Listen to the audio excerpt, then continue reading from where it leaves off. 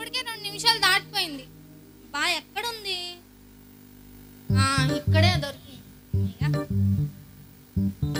మా టీవీలో ఏమొస్తుందో? అబ్బా అప్పుడే సుత్తి వచ్చేసిందా? జెమినీలో ఏమొస్తుందో?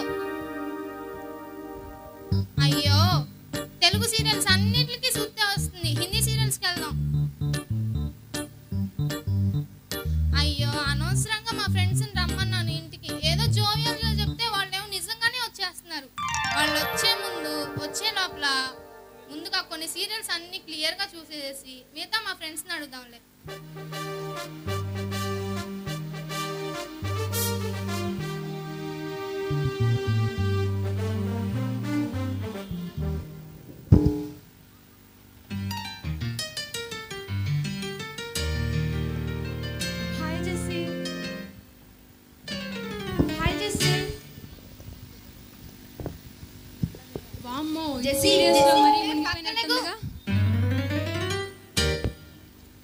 సరే, ఈ సీరియల్స్ బయటికి రావాలంటే దీన్ని కావ్య స్విచ్ కట్టి, టీవీ స్విచ్ కట్టి ముందు నువ్వు.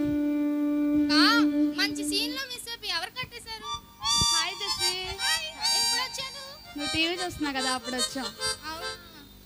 సరే మీరు కూర్చొని మాట్లాడుతూ ఉండండి. నేను ఇప్పుడే వస్తా, చిన్న పని ఉంది. సరేనా?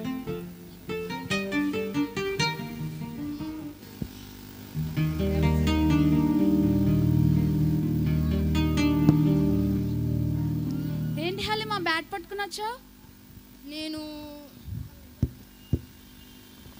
నేనేం చేయాలనుకుంటున్నానంటే ఇప్పుడు జరిగే ప్రతి టోర్నమెంట్లోనూ కూడా ఎలా అయినా సరే విన్ అయ్యి అంత స్థాయికి ఎదగాలనుకుంటున్నాను.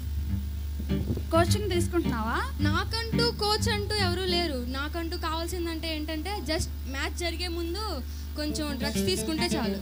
డ్రగ్స్ ఎందుకు? డ్రగ్స్ ఎందుకంటే మరి ఆడాలంటే మంచి బలం, ధైర్యం కావాలి కదా. నీ హెల్త్ నాకు హెల్త్ గురించి ఏం అక్కర్లేదు. నాకు కావాల్సింది ఏంటంటే తక్కువ టైంలో ఎక్కువ డబ్బు, మంచి పేరు కావాలి.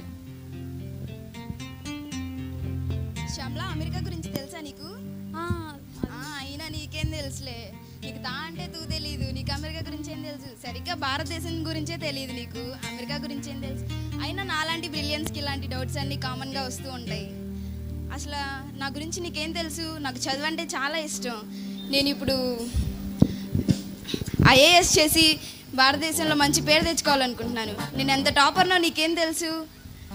స్లిప్పులు పెట్టి మాస్ కాపింగ్ చేసి ఇంకా లంచం ఇచ్చి ఇంకా నేను చాలా విధాలుగా చేసి టాపర్ని అవ్వాలనుకుంటాను, చేస్తాను కూడా. అదేవిధంగా నేను మంచి పేరు తెచ్చుకుంటాను. ఎలాగైనా కాపీ కొట్టైనా సరే నేను మంచి పేరు తెచ్చుకుంటాను, బాగా చదువుతాను. బ్యోలా, నువ్వేం చేస్తున్నావు? ఈ సంవత్సరం మిస్ ఇండియా అవుదామని చాలా ప్రయత్నాలు చేస్తున్నాను.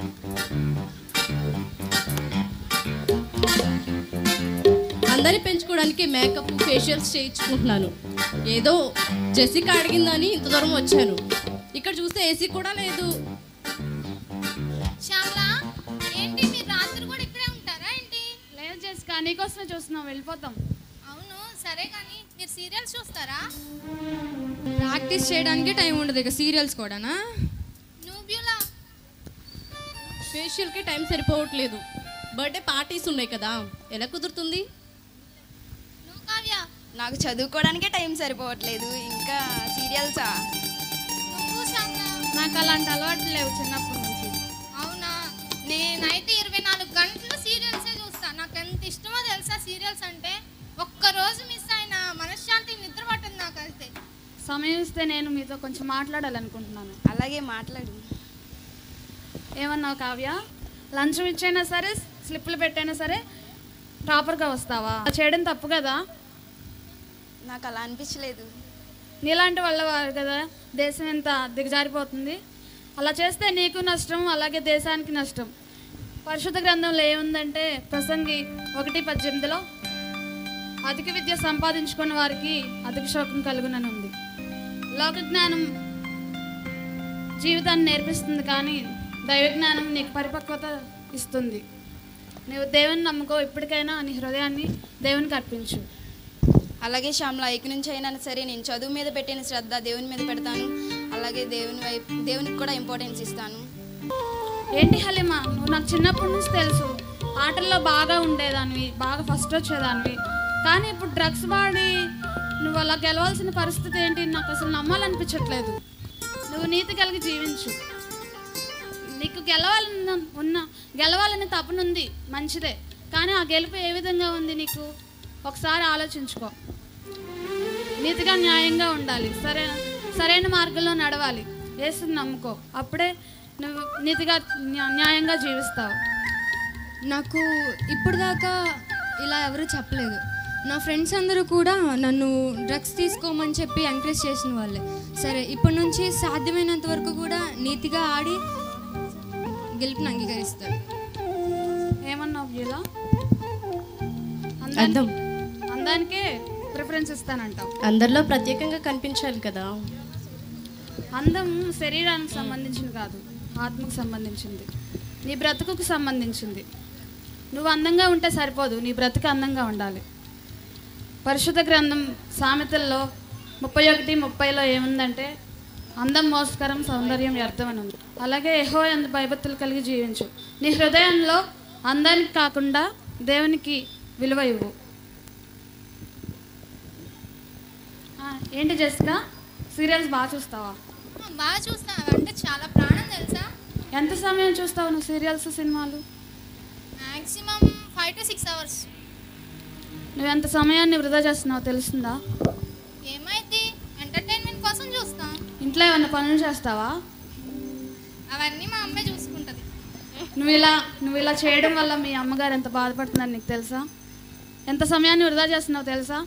అలా కాకుండా నీ సమయాన్ని దేవునికి ఇస్తే ఆయన ఎంత సంతోషిస్తాడు. నీ బ్రతుకులో కూడా చాలా సంతోషంగా ఉంటుంది, శ్రమలు అవేమి లేకుండా ఉంటావు. సారీ నయమి, ఇప్పుడు దాకా తెలుసుకోలేదు. ఇప్పుడు నుండి సరిగ్గా ఉంటాను. నా- చదువు మీద కాన్సన్ట్రేషన్ చేస్తా, దేవునికి ఎక్కువ నా సమయం మట్టుకైతే యేసుక్రీస్తు సువార్తకి నేను ఎంతైనా కష్టపడతాను, ఎంతైనా ఖర్చు పెడతాను. అది సమయంలో అయినా సరే, సంపదలో అయినా సరే. మనిషి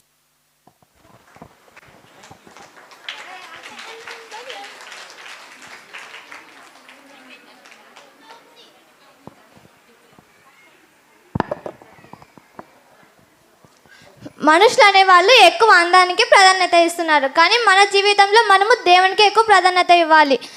ఇలా ఆటలో గెలవాలని డ్రగ్స్ తీసుకోవడం, ఎగ్జామ్లో పాస్ కావాలని సీట్లు పెట్టి రావడం ఇవన్నీ కాదు. మనం ఎక్కువ దేవునికి ప్రాధాన్యత ఇస్తున్నాం కాబట్టి దేవుని యందు భయభక్తులు కలిగి ఉంటే మనకు ఆయన తప్పక లక్ష్యాన్ని ఇస్తారు.